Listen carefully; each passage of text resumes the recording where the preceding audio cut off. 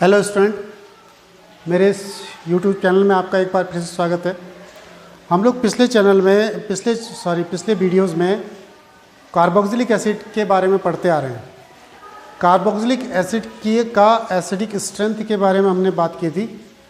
अब हम इन्हीं कार्बोक्सिलिक एसिड की केमिकल प्रॉपर्टीज़ को आगे बढ़ा रहे हैं, तो उनमें से कुछ प्रॉपर्टीज़ हम कर रहे हैं। तो पहली प्रॉपर्टी जो हम पढ़ रहे हैं इसमें कार्बोक्सिलिक एसिड की हमने फिजिकल प्रॉपर्टीज़ पढ़ ली थी। कार्बोक्सिलिक एसिड का हमने एसिडिक स्ट्रेंथ पढ़ लिया था। कुछ और केमिकल प्रॉपर्टीज़ जिसकी आज हम पढ़ रहे हैं, 3-4 प्रॉपर्टी जो अच्छी प्रॉपर्टी है, इंपॉर्टेंट प्रॉपर्टी है, उनको हम पढ़ने की कोशिश कर रहे हैं। तो पहली प्रॉपर्टी हमारे पास ये है कि reaction with PCl5 and SOCl2।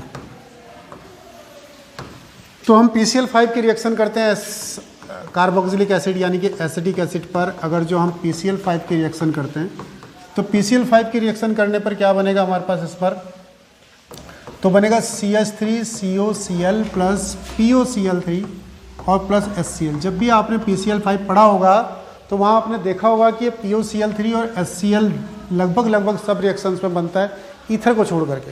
बाकी सभी रिएक्शन में POCl3 और HCl बनाता है PCl5, और बाकी ये जो बना इसे बोलते हैं एसिटाइल क्लोराइड। तो ये हमारे पास एसिटाइल क्लोराइड हो गया हमारे पास, और बाकी रिएक्शन कंप्लीट हो गई। रिएक्शन अच्छी है, एसिटाइल क्लोराइड बनाने का प्रोसेस है। एसिटाइल क्लोराइड को इस प्रोसेस से हम बना सकते हैं और अगर जो इसी तरह से बेंजाइल क्लोराइड को बनाना हो तो क्या बनेगा, बेंजोइक एसिड ले लो। ऐसे ये ले लिया हमने बेंजोइक एसिड, और बेंजोइक एसिड पर वही PCl5 की रिएक्शन कराई तो यही हमारे पास बना बेंजोइल क्लोराइड बना। तो यह हमारे पास COCl आया प्लस POCl3 आया प्लस HCl आया। इसी प्रकार रिएक्शन होनी है, और ये हमारे पास बना बेंजोइल क्लोराइड। तो बेंजोइल क्लोराइड भी इससे बन जाएगा हमारे पास, एसिटाइल क्लोराइड ऐसे बेंजोइल क्लोराइड बन जाएगा इससे हमारे पास। आगे देखिए, इसी में हम इस पर SOCl2 की रिएक्शन करानी है हमने। तो SOCl2 की रिएक्शन कैसे होगी, इस पर हमारे पास SOCl2 माने थायोनिल क्लोराइड। तो SOCl2 यानी कि थायोनिल क्लोराइड की रिएक्शन इस पर कराते हैं हम। चलो पहले इसी पर करा देते हैं हम थायोनिल क्लोराइड की। SOCl2 थायोनिल क्लोराइड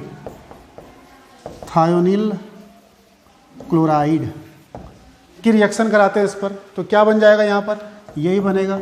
क्या बनेगा, benzoyl chloride COCl plus SO2 plus HCl। तो HCl गैस इसमें से बाहर निकल जाएगी, SO2 बाहर निकल जाएगी, और प्योर बेंजोइल क्लोराइड बनेगा। इस वाले प्रोसेस से ज़्यादा अच्छा प्रोसेस ये है क्योंकि इसमें दोनों की दोनों गैस जो है बाहर निकल जाएंगी और ये प्रोसेस बन जाएगा। अल्कोहल के अंदर भी हमने जब अल्कोहल से एल्काइल हैलाइड बनाया था तो भी हमने ये प्रोसेस पढ़ा था, और हमने कहा था कि जो ये वाला जो प्रोसेस होता है इसे प्योर प्रोसेस भी कहते हैं। तो ऐसे ही ये प्रोसेस हो गया इसमें। अगर इसमें मैं SOCl2 की रिएक्शन कराऊंगा तो इसमें भी हो जाएगी रिएक्शन हमारे पास SOCl2 की। SOCl2 की रिएक्शन अगर जो मैं यहाँ पर SOCl2 की रिएक्शन कर दूँ तो क्या बनेगा SOCl2 की रिएक्शन करके, अपने आप लिख सकते हैं आप। SOCl2 की रिएक्शन करेंगे ये बनेगा, और क्या बनेगा यहाँ पर SO2 गैस निकलेगी और HCl गैस निकलेगी। तो रिएक्शन वो भी इसी की तरह से आ जाएगी। तो एक तो इसका केमिकल प्रॉपर्टी ये हुई। तो chemical property number next, reaction with ammonia. तो नंबर 2 इसकी केमिकल प्रॉपर्टी में हम लोग करते हैं रिएक्शन विद अमोनिया। ये रिएक्शन विद अमोनिया इसलिए इम्पोर्टेंट है क्योंकि बहुत सारे कन्वर्जन करने के हमारे पास काम आएगा। देखिए ज़रा इसके बारे में क्या करना है हमने। ये एसिटिक एसिड लिया हमने CH3COOH, और हम इस पर अमोनिया की रिएक्शन कराते हैं NH3 की। तो बनेगा इसमें ये हमारे पास CH3COONH4 अमोनियम एसीटेट।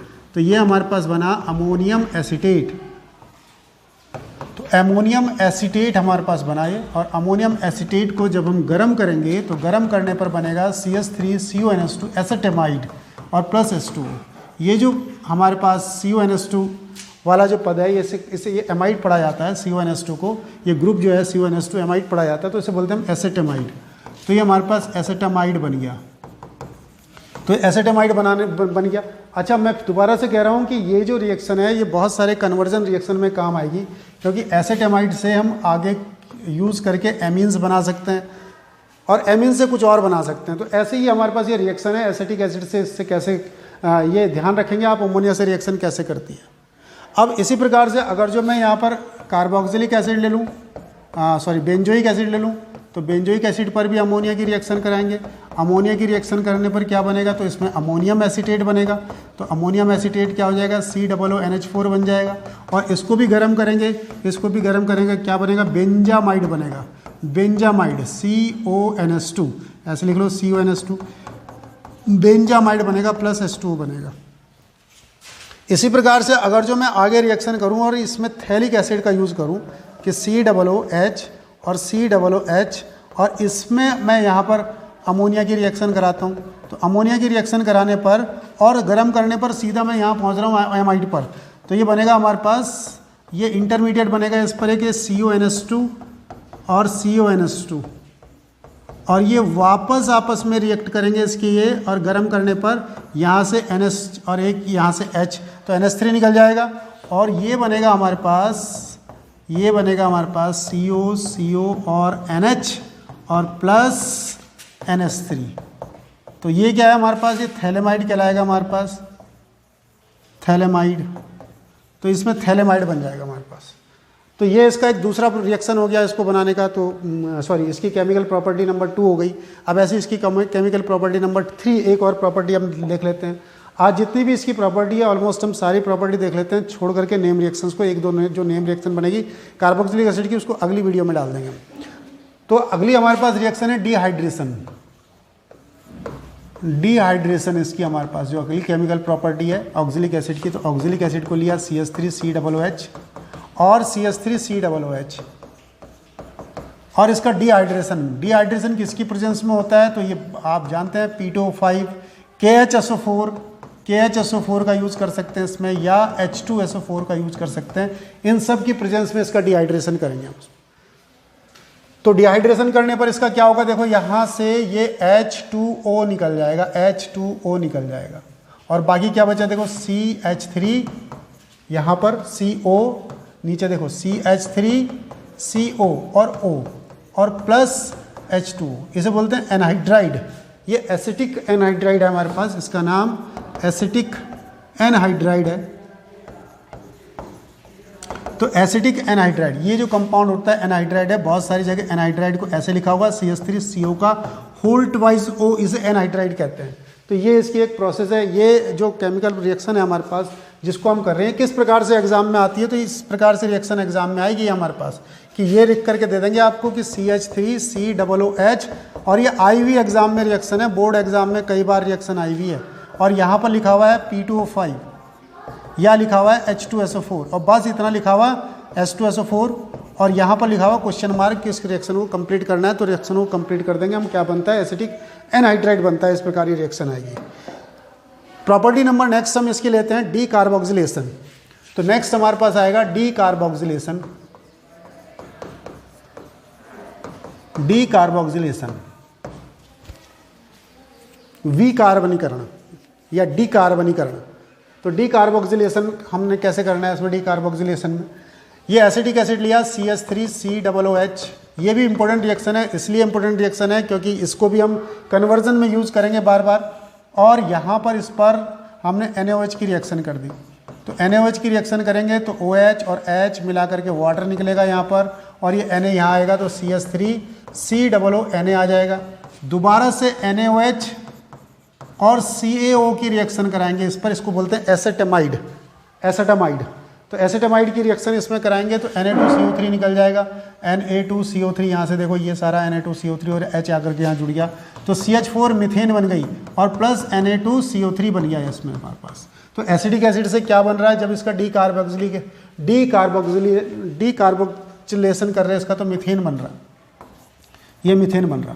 अब कैसे इसका रिएक्शन का यूज़ करना है हमने, तो ऐसे रिएक्शन आ जाती है कि मीथेन से इथेन या इससे एसिटिक एसिड से फॉर्मिक एसिड बनाओ। तो एसिटिक एसिड से फॉर्मिक एसिड कैसे बनाएंगे, तो चलिए देखो मैं यहाँ पर कैसे करता हूँ। पहले तो एसिटिक एसिड लिखा हमने, ये एसिटिक एसिड आ गया यहाँ पर, और अब इस पर यही रिएक्शन करी कि हमने NaOH और मैंने सीधा लिख दिया CaO, और गर्म करने पर सीधा मीथेन बनेगा। ये दो प्रोसेस होते हुए मीथेन बन गई हमारे पास। अब हमने ये जो एसिटिक एसिड है इससे फॉर्मिक एसिड बनाना है। तो फॉर्मिक एसिड बनाने के लिए इस पर क्लोरीन डाल दो, Cl2, HCl निकलेगा और ये CH3Cl बनेगा। अब CH3Cl बनने के बाद इस पर KOH डाल देते हैं। कौन सा? एक्वस KOH डालते हैं, अल्कोहलिक नहीं। तो KOH इस पर डाला हमने तो KCl निकल गया और क्या बना ये? CH3 और OH बन गया। अब CH3OH का ऑक्सीडेशन कर दिया, किसकी प्रेजेंस में? बोलो KMnO4। आपको पता है KMnO4 और H की प्रेजेंस में जब भी एक ऑक्सीडेशन होता है तो अल्कोहल सीधा एसिड में कन्वर्ट हो जाता है। तो CH3 तो बन जाएगा यहाँ पर हमारे पास ये फॉर्मिक एसिड HCOOH। तो ये इसका कन्वर्जन हो गया कि इससे कैसे बनाते हैं। एसिटिक एसिड से इथेन बनाने को आएगा तो इथेन बना देंगे इससे, एसिटिक एसिड से। एसिटिक एसिड से जो भी बनाने को आएगा तो इसी का यूज करेंगे। पहले मीथेन बनाया इथेन बनाने के लिए और फिर क्या कर दिया, इस पर Cl2 की रिएक्शन कर दी तो क्या बनेगा? CH3Cl बनेगा। और इस पर क्या कर दिया? वुड्स रिएक्शन कर दी। वुड्स रिएक्शन कर दी तो C2H6 इथेन भी बन जाएगा इससे, कि एसिटिक एसिड से इथेन कैसे बनाएंगे हम। तो ऐसे इससे बहुत सारे प्रकार के रिएक्शंस हम इससे कर सकते हैं। डीकार्बोक्सिलेशन से बहुत सारे कन्वर्जन हम इससे कर सकते हैं। तो ये जो आज की इस वीडियो में हमने इसकी केमिकल प्रॉपर्टीज़ पढ़ी, तो आज के लिए इसकी केमिकल प्रॉपर्टी में हम इतनी बात करते हैं।